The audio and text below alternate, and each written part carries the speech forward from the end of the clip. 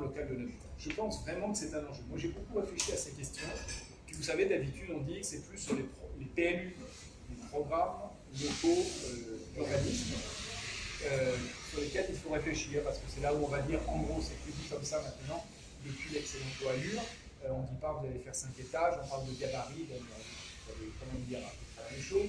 On pense d'habitude que c'est dans les PLU qu'il faut avoir la discussion. Je ne crois plus ça aujourd'hui. Enfin, en tout cas, j'ai évolué là-dessus. Je pense que c'est d'abord parce que c'est très technique, les PLU. Et puis, le débat sur un document engageant sur la vie des gens, c'est le PLH. C'est pas de savoir la hauteur qui va être construite. Ça, c'est la conséquence. Le vrai débat, c'est combien, comment on va loger les gens dans les 5 ans, les 10 ans à venir. Et vraiment, pour moi, c'est un moment qui doit être important. Je le dis d'autant plus, c'est peut-être des gens que vous pourrez aussi peut-être solliciter, que dans les relations avec les habitants, moi j'ai siégé à pleine commune, donc je ne peux parler que du moment où j'y siégeais. Je me souviens de discussions homériques autour de la réhabilitation du square de Jeter et de la maison d'Oineau à l'époque, où on avait une paysagiste qui savait tout, mais notamment qui voulait détruire les choses, et les conditions de discussion avec les gens qui étaient déjà là n'étaient pas complètement trouvées. Donc il y a des gens aujourd'hui dont c'est le métier de faire ce qu'on appelle le design des politiques publiques. Donc, je vais vous en citer un parce que je le connais bien et sans publicité, mais il s'appelle Romain Baucher. Il a créé une structure qui s'appelle Vraiment. Peut-être vous pourriez aussi le contacter. On a beaucoup réfléchi il y a une dizaine d'années avec lui sur justement la ville au sens large. Et aujourd'hui, c'est son métier. Alors, je ne sais pas s'il accepterait de venir, mais je veux dire, il y a des gens dont c'est le métier de travailler avec les habitants sur comment on construit les politiques publiques. Hein. Et ça me paraît très important aujourd'hui, d'autant plus que, là aussi maintenant c'est ma petite expérience, même si on pense que pour aller du point A, il faut aller au point B, la manière dont on va du point A au point B compte finalement peut-être autant que le point B. Et donc la manière dont on peut entraîner les habitants notamment dans un projet de ville compte au moins autant que le projet lui-même. Et par ailleurs, pour avoir vu un sondage il y a quelques jours qui a été fait par l'IFOP sur les liens par exemple entre les élections européennes et les élections municipales, disant qu'en gros il n'y en avait aucun, je le fais vite, c'était très frappant dans ce sondage. La manière dont les gens qui avaient répondu disaient, bon, le bilan des élus sortants nous intéresse sans doute, c'est-à-dire si vous avez des élus sortants qui sont mal aimés, ça pèse au moment de l'élection, mais ce qui va intéresser les gens là aujourd'hui, c'est vers quoi les candidats, les élus, potentiels ou actuels ou à devenir, vont vouloir les emmener. Et donc cette question de comment on peut dessiner une ville avec les habitants et quel projet de ville on leur propose, ça m'apparaît essentiel aujourd'hui. La deuxième chose, toujours dans ce PLH, dont je passe plus rapidement, mais c'est quand même la question des réserves foncières. Il y a une ville qu'on cite souvent sur le logement qui est Rennes. Alors Rennes, c'est quand même fantastique parce que, alors d'abord c'est fantastique parce que c'est une ville qui est toujours à gauche. C'est déjà fantastique aujourd'hui. Mais c'est une ville où vous avez, si je compte bien, aujourd'hui 3 maires, en tout cas plus celui d'avant, mais 3 maires qui se sont succédés en 40 ans. Daniel Delaveau, Michel Hervé et aujourd'hui Nathalie Appéré. Ça fait en gros 40 ans qu'ils sont qui creusent la même tranchée, et facile à le dire sur les politiques foncières, avec des réserves foncières, en disant aux gens, aux entrepreneurs, notamment des promoteurs, voilà, on veut que vous fassiez ça ici, et on s'organise pour que vous fassiez ça ici et ça là. Enfin, vraiment, c'est la question des réserves foncières n'est pas pour faire des réserves dans une optique politique. Ça aussi, c'est parfois il y a des réserves foncières qui ont été mal utilisées dans nos villes, mais voilà. Troisième chose, toujours dans le PLH, c'est un PLHI intercommunal aujourd'hui, si je ne me trompe pas. Donc, et donc, il y a une question sur les intercommunalités. Moi, j'ai vécu plein de communes comme l'ensemble des intercommunalités, où en gros, il y avait le débat dans le conseil communautaire, très intéressant, puis il y avait le G7, ça s'appelait alors, parce qu'il y avait 7 villes à l'époque. Ça va changer. Hein. Voilà. Donc il y a un peu plus de villes, mais... Voilà, c'est le G7, et en gros, les maires arrivaient avec leur liste de courses et d'un côté leur couteau dans l'autre main, et puis ils se mettaient d'accord entre eux. et avec un genre de droit de veto de l'intercommunalité par rapport à un maire en place. Bon, je pense que ce système est à bout de course, parce qu'il y a l'effet domino qui joue aussi à l'intérieur de la commune, et parce que aussi, moi, je suis pour une démocratisation des intercommunalités. Dans mon rêve suprême, les listes dans les différentes villes devraient être fédérées sur plusieurs villes pour avoir un projet sur l'intercommunalité, suivant en plus ce qui est porté par l'intercommunalité aujourd'hui, et en plus une intercommunalité ancienne et très intégrée comme pleine commune. Par ailleurs, moi je suis favorable, peut-être que ça viendra un jour, à ce qu'au moins le président, si ce n'est l'exécutif de l'intercommunalité, soit élu directement par les habitants sur un projet pour l'intercommunalité. Donc on n'en est pas là aujourd'hui, mais moi je suis favorable à ça. Donc ça, c'est toutes les questions, comment on fait une ville. Le deuxième sujet, à mon avis, très concret, c'est les droits des locataires. Dans le logement social, vous avez donc PCH, 61%, c'est ça, du logement social, ça veut quand même dire qu'il y en a 40%, c'est pas PCH. Donc, tu me disais qu'il y avait en gros, les autres étaient beaucoup plus petits, mais le GIREL, 3F, etc. Bon, tous ces 40% de locataires, 40% de locataires du logement social dans une ville dont, pour lesquels il y a 40% de logement social, ça fait quand même beaucoup de monde. Donc, comment ces locataires du logement social qui n'est pas de PCH sont écoutés par tous ces organismes qui ont des conseils d'administration, qui ont des commissions d'attribution, etc. Dans la loi dite égalité-citoyenneté qui a été adoptée à la toute fin de la mandature précédente, on a mis en place de manière obligatoire des conférences intercommunales du logement où normalement tous les bailleurs viennent et doivent adopter, pas forcément exactement les mêmes règles, ça c'est ce qu'on voulait aller, on n'a pas voulu, mais en tout cas, mettre en place des dispositifs analogues. Parce que vous voyez bien le problème. Vous avez d'abord les bailleurs, on pourra venir sur le PCH en particulier. Vous avez l'ensemble des bailleurs. Vous savez bien que quand il y a une attribution d'un logement social, ce n'est pas le bailleur, ce n'est pas le propriétaire qui décide. Il y a ce qu'on appelle les réservataires, c'est-à-dire tous ceux qui ont aidé à la construction de logements. Ça peut être l'État, ça peut être la CAF, ça peut être Action Logement, l'aide 5%, ça peut être d'autres. Bon. Et si la famille X qui habite le deuxième étage droite s'en va, et qu'on a attribué en tant que réservataire ce deuxième droite à tel réservataire, par exemple Action Logement, ou par exemple l'État, si la famille X s'en va et qu'on se demande quelle famille Y va la remplacer, ce n'est pas la ville de Saint-Denis, ce n'est pas l'Interco, ce n'est pas PCH, ce n'est pas le bailleur qui va décider, c'est ce réservataire-là. Et donc, bien sûr, avec moi j'ai dit qu'il fallait être bienveillant avec les gens qui voulaient vivre à Saint-Denis, enfin il est quand même insupportable que parce qu'on est dans des villes où il y a beaucoup de logements sociaux, des villes où il y a des demandeurs, notamment d'ALO,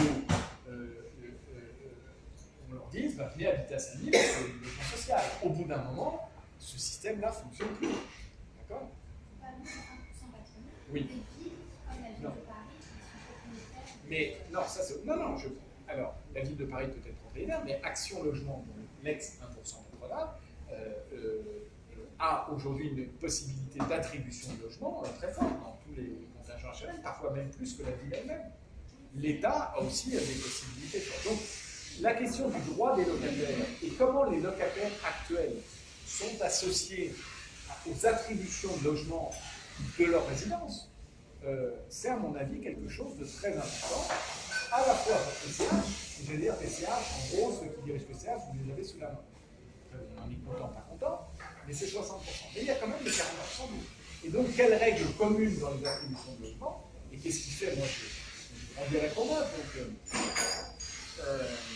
c'était un exemple que je connais très bien, parce que je me sens toujours une fibre très proche de ces habitants qui sont pour la plupart citoyens français, mais qui ont souvent notre nationalité d'être comoriens. Donc, pourquoi y a-t-il beaucoup de franco-comoriens à la Comore?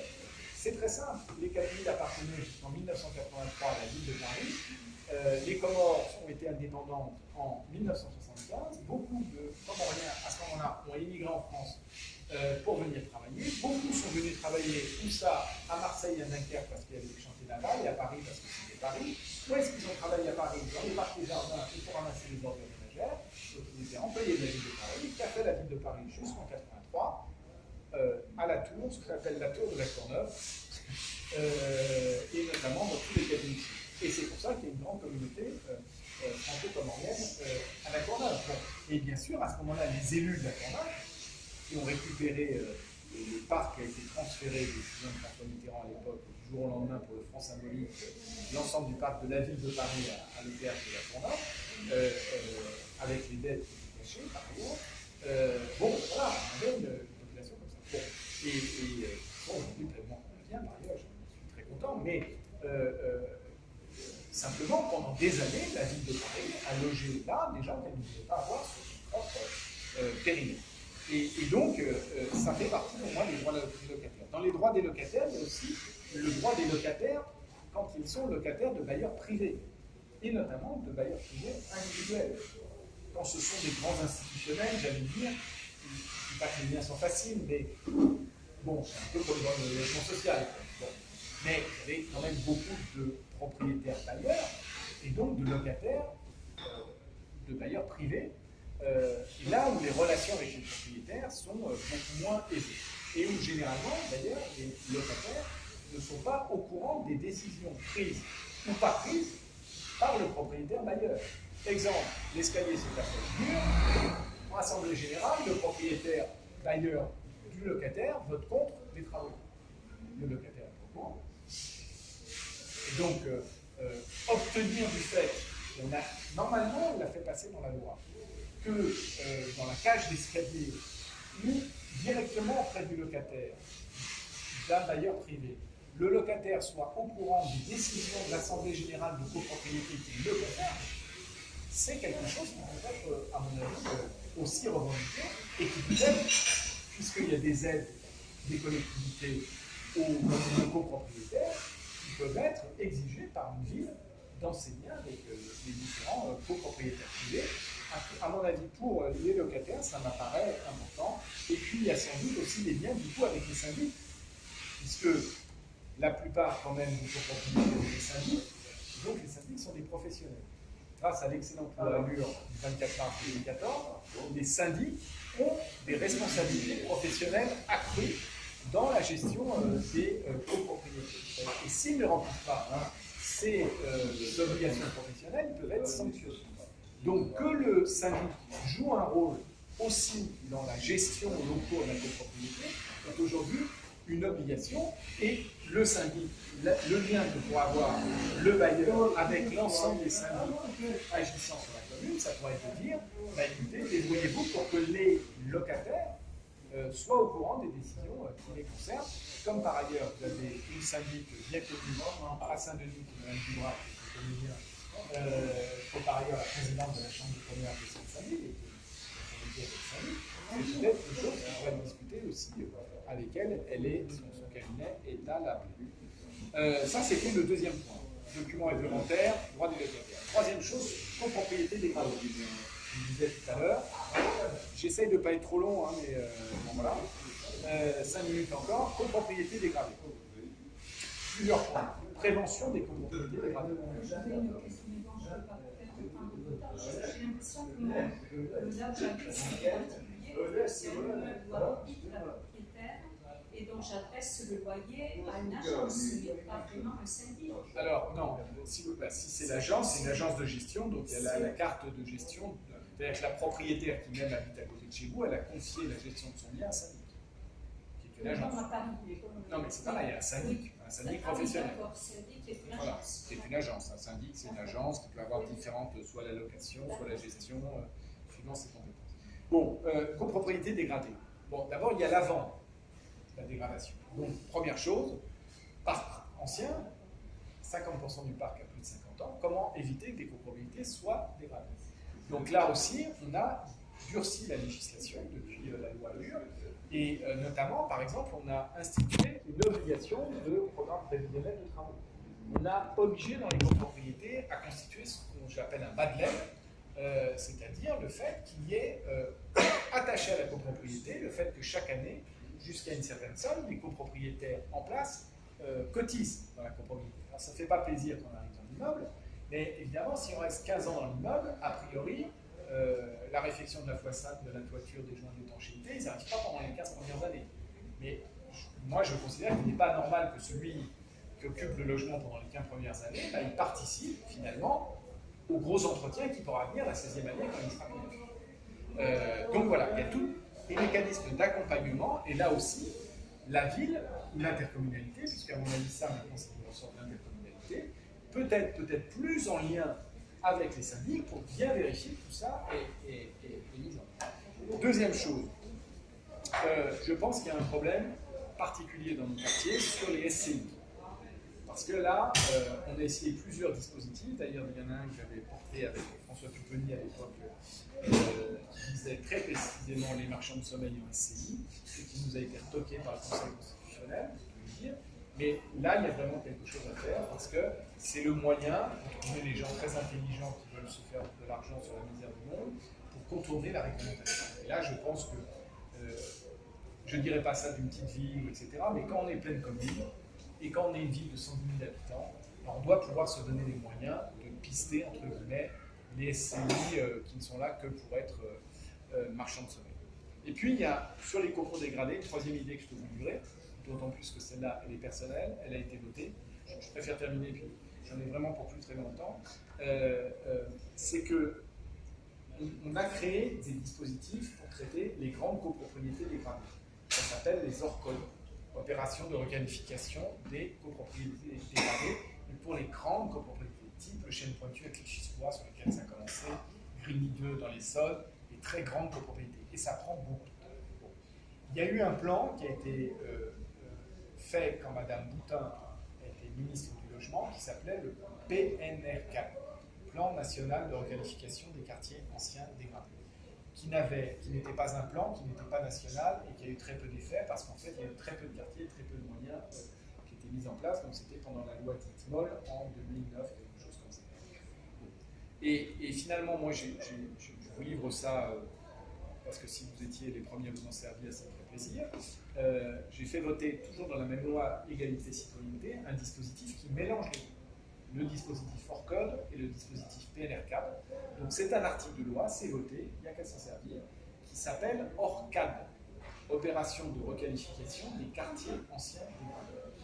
Parce que si on veut traiter, par exemple, ici, alors ça c'est pas des copropriétés anciennes que l'on a devant moi, mais enfin autour, des quartiers, on ne peut pas traiter seulement la copropriété individuelle, il faut traiter le quartier.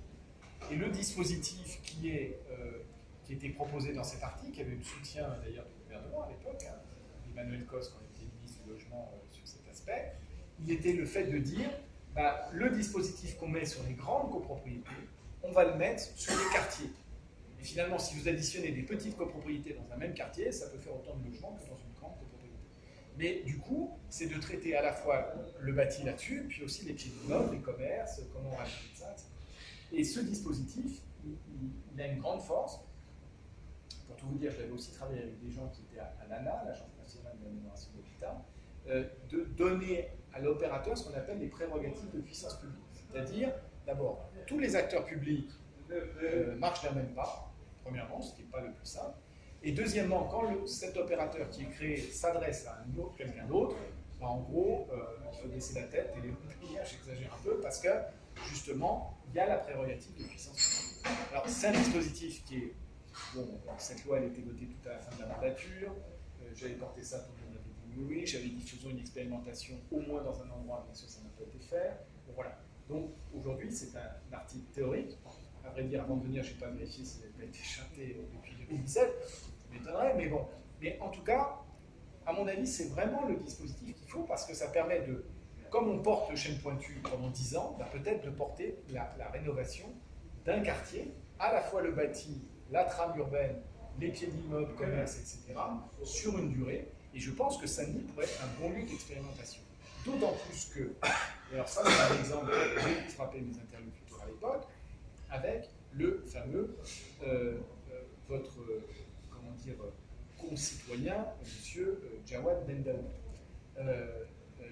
de l'avenue de la République à Saint-Denis, où on a vu que les questions qui étaient liées à l'habitat insalubre, aujourd'hui, qui étaient donc des questions de sécurité au sens premier, on a vu ce qui s'est passé dans le quartier de Marseille, du centre-ville de Marseille, donc c'est une question de sécurité locataire, voire propriétaire, c'est c'est aussi d'autres questions de sécurité liées au maintien de l'ordre et possiblement, comme M. Ben Daoud, à des questions liées au terrorisme.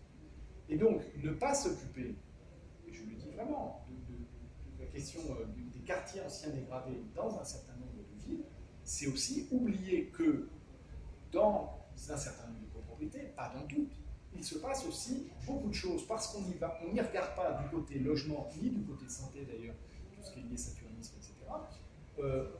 Finalement, on ferme les yeux sur un certain nombre de trafics, qui peuvent être des trafics liés aux stupéfiants, qui peuvent être des trafics liés à des armes, et qui peuvent être d'autres choses, à moi-même, à des questions de terrorisme, comme c'était le cas pour ce monsieur.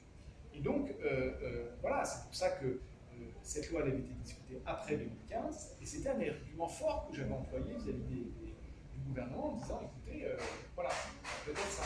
Et Samy pourrait peut-être être expérimental. 3 points, vraiment, 5 minutes. Habitat indigne, j'en ai beaucoup la main, il faut reprendre la main, vraiment, habitat indigne. Je voudrais ajouter 2 petits points. C'est Mathieu qui avait travaillé et déposé l'amendement sur le permis de louer, que l'excellent rapporteur que j'étais à l'époque avait bien sûr accepté, puis on a discuté avec Mathieu avant, mais le permis de louer, s'il existe, c'est parce que le député de l'époque, Mathieu Areta, avait travaillé ce sujet. Et donc, sur l'habitat indigne, c'est quand même un instrument fort qui est maintenant, alors, de gauche comme de droite, parce que je veux dire, le maire de Mai, encore au conseil municipal de Mai, le permis de louer, il a fait beaucoup.